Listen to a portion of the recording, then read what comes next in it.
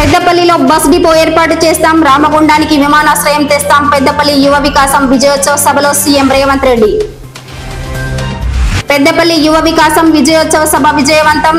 1024 కోట్ల అభివృద్ధి పనులకు శంకుస్థాపనలు, ప్రారంభోత్సవాలు. 17 మందికి ఉద్యోగ నియామక పత్రాలు అందజేసిన సీఎం రేవంత్ రెడ్డి.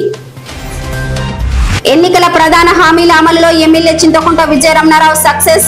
పెద్దపల్లిలో బైపాస్ రోడ్, బస్ డిపో, 100 పడకల ఆసుపత్రి ఏర్పాటుకు ప్రభుత్వం గ్రీన్ సిగ్నల్, నిధులు శాంక్షన్. ఉభయ తెలుగు రాష్ట్రాలతో పాటు పెద్దపల్లి జిల్లాలోనూ భూ ప్రకంపనలు, భయాందోళనకు గురైన ప్రజలు.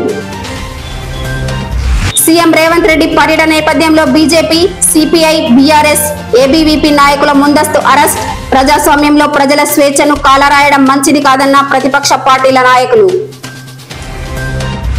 పెద్దపల్లి పట్టణంలోని అరబిందో కాకతీయ పాఠశాలలో భగవద్గీత కంఠస్థ పోటీలు, గెలుపొందిన వారికి బహుమతుల ప్రదానం.